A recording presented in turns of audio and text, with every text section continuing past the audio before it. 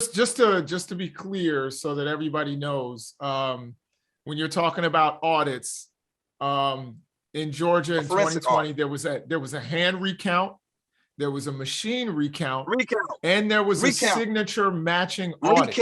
So there have been 3 different recounts and audits that happened in Georgia, and none of them changed the result of the election. So I just want to make that clear for our audience. I'm gonna use your term, Jason. What's that? I'm gonna use your term.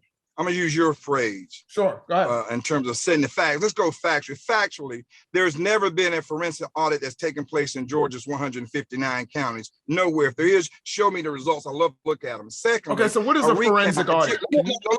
Let me finish. I'm gonna explain a forensic audit. But sure. A recount is if you have 50 ballots, you're gonna count 50 ballots, you're gonna end up with 50 ballots. But here's a forensic audit.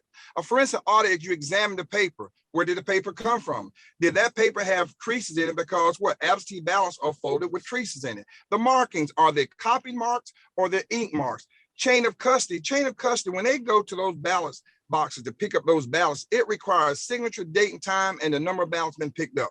And by the way, that ballot box has to be in a legal location. That's a forensic audit. That has never taken place in Georgia, because if it did, we would not have found out, one, that there were drop-off boxes in at least one illegal location in DeKalb County in a heavily Democratic district. 2, which broke state law. 2, federal law was broken. If you had done a forensic audit and asked for the video footage from those drop-off boxes, and then the registrars would have said, well, we got rid of them. They just broke the federal law. So Jason, here's where the liberal media has tried to shape the narrative. It was never about trying to overturn the elections.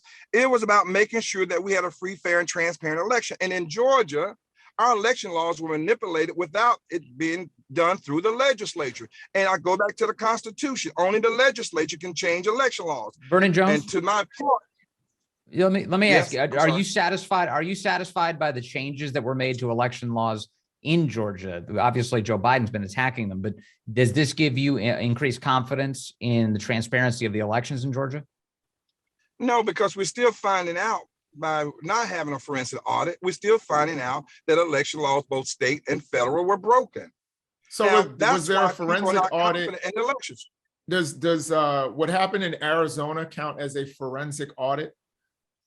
Yes, because they did a forensic. They called it a forensic audit. All it did was confirm the results of the election, and actually Joe Biden gained 300 votes. Let's stop there. First of all, you can gain 300 votes, but were those 300 ballots legal? All right, there's a big difference. So Joe Biden, Arizona does their thing. That's fine. Georgia's different. Our election laws are different than Arizona's election laws. But they did do a forensic audit. Their audit showed what you just said, but it does not mean, though, and I don't know, because I did visit Maricopa County and I saw what they were doing. I think it was a good thing. But Georgia's never done that type of audit. But again, if you're willing to say right now, and I just pointed out to you, and you can fact check me where state and federal law was broken, if you want to say that's okay, we didn't have any election fraud, then so be it. I happen to disagree with that. And that is eating into the confidence of Georgians who want free, fair, and transparent election.